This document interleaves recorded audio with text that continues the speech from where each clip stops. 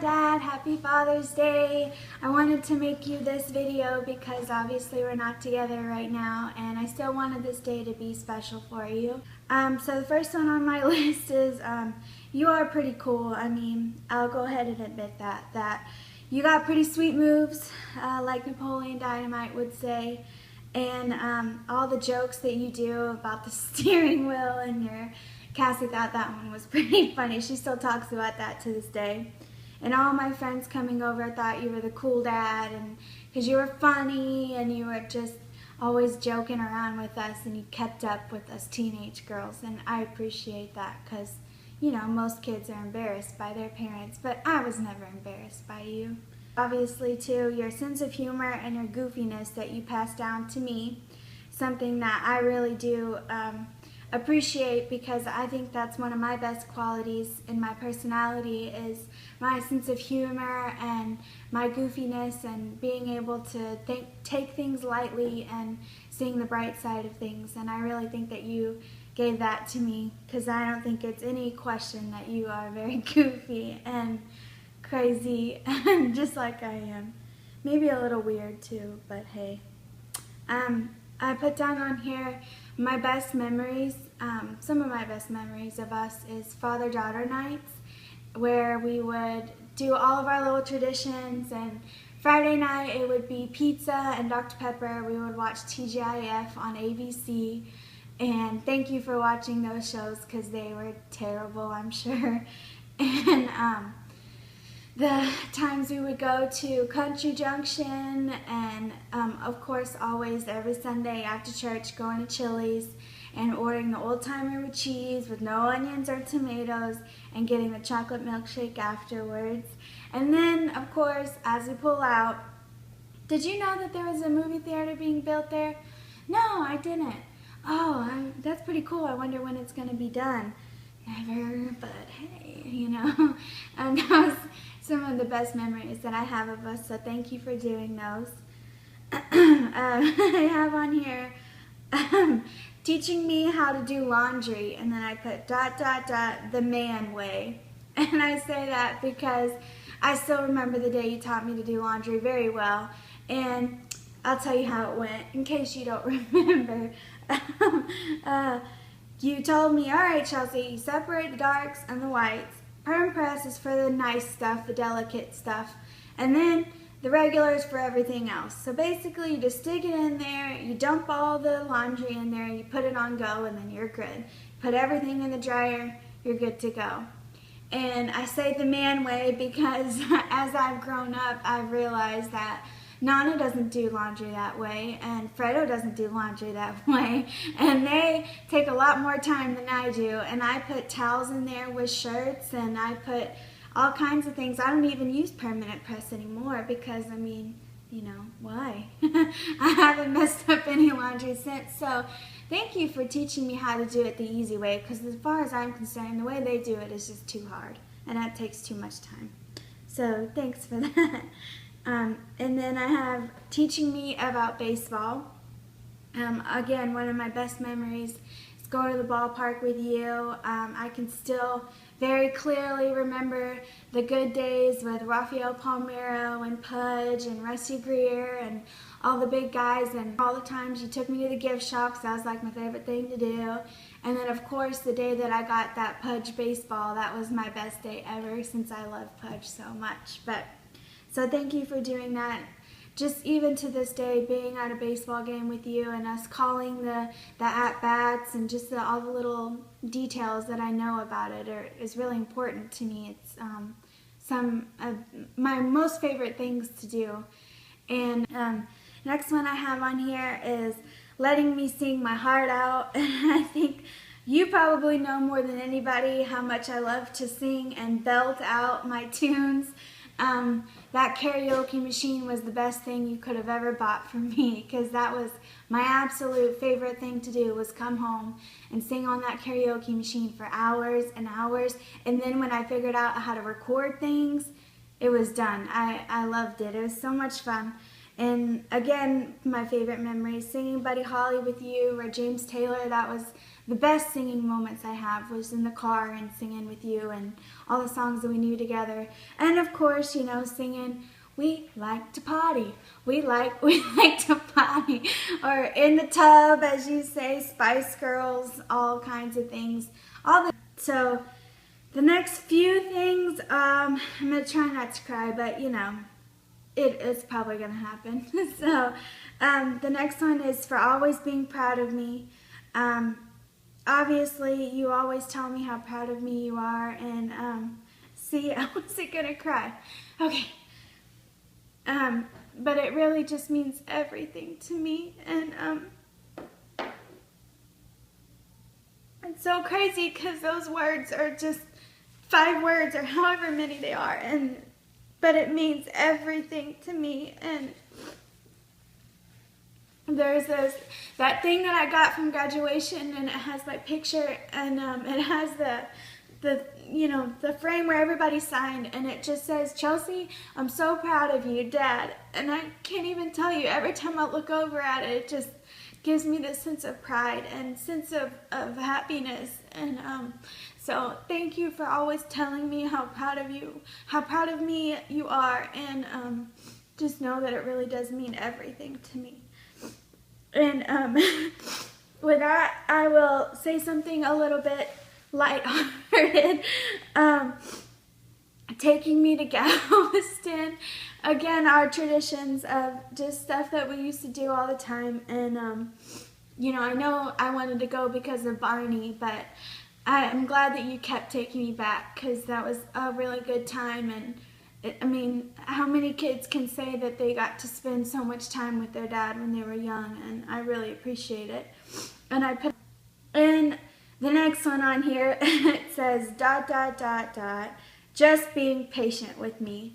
And there's so many times where I can think that I was probably a little challenging, or I was just being a teenage girl, or making my ponytail without any bumps. I'm sure that took a lot of patience as well.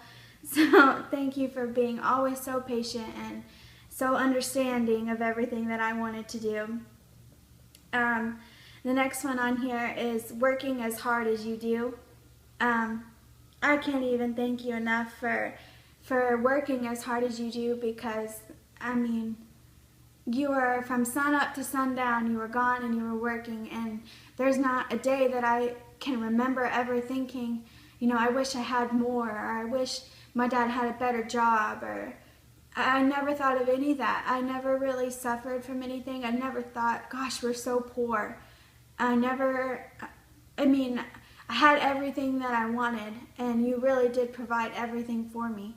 And I mean, I just, there's so many parents out there, and there's so many dads especially out there that don't really step up to the plate like you did, and I can't thank you enough for that. So the next one is coming to all my cheer competitions, gymnastics meets, dance recitals, and all of the other girly things I did. I'm sure you were the only dad at half those things, especially those cheer competitions, because those cheer moms were no joke, and they were probably very annoying, and some people that I would not want to be around today as an adult. And you as a man, I can't even imagine. And staying in a hotel with those crazy ladies, I thank you. That's all I can say. Thank you for doing that. The next one on here, you'll probably kind of be shocked about, but teaching me how to compromise.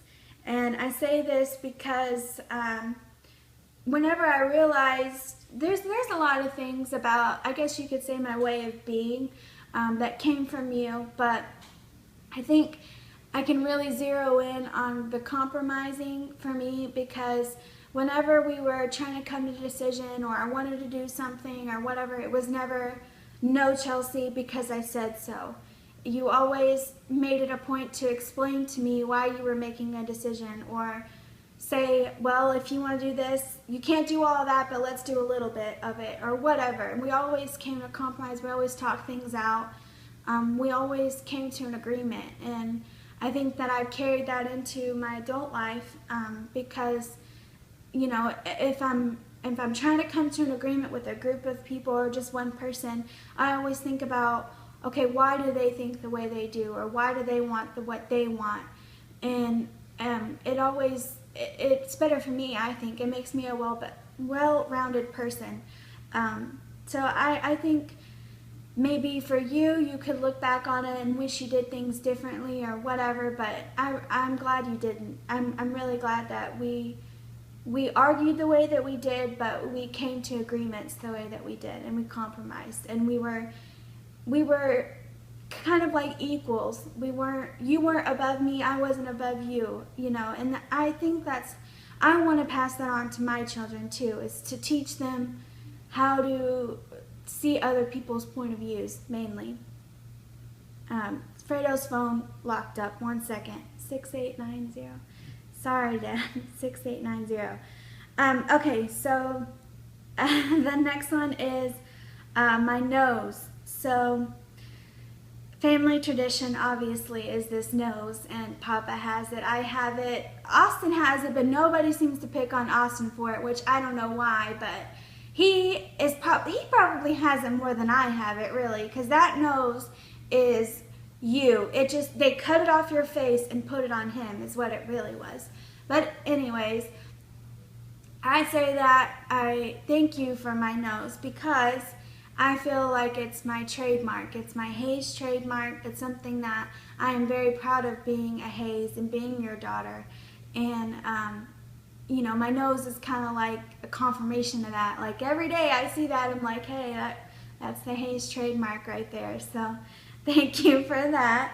Even though you didn't really have anything to do with that, maybe I should thank Papa or whoever Papa got his nose from. But hey, we don't need to give Papa any credit for anything. We're talking about you today. So the next two are probably another crier, but I have for always putting me first, and the last one I have for being the best dad in the entire world and overcoming everything that you have. And with that, I don't know if I've ever told you or I've ever expressed how thankful I am for everything that you have ever done for me, and in the literal sense, since the day that I was born. If it wasn't for you, I don't even know if I would be alive. I don't know where I would be today if you hadn't stepped up and been as brave. Sorry. Been as brave as you were and overcame everything, all the obstacles that was in your way. I'm 24 now, the same age that you were whenever I came into the world, and I can't even imagine being in the shoes that you were in and having to deal with what you were dealing with. And I don't want you to ever think that you did something wrong or that you didn't do the best you could, because that's not the case. You were the best dad that you could have been, and the best dad that anybody could have been. I've learned so many things from you, and you know, being in the position that you were, I just, like I said, I can't even imagine. And I mean, I owe everything to you, and there's not a day that goes by that I don't know that, and that I don't think to myself like, man, how lucky am I to have him as a father? How lucky am I that he's in my life? And how lucky am I that he was so brave and faced his obstacles like a man? And I mean, what can I say? There's no words for it, Dad. And I just want you to know that I love you very, very much. I can't tell you how proud I am of you and everything, how far you've come since the day I was born. And everything that you have worked so incredibly hard for, and you deserve so much. And I wish I could tell you in better words other than thank you. And I'll see you when you get home, and I hope you have a really good trip. I hope you're having fun. Please don't drive while taking pictures in the rain while speeding anymore. That's not what you taught me, Dad. So be safe, and I'll see you when you get home, and happy Father's Day. I love you.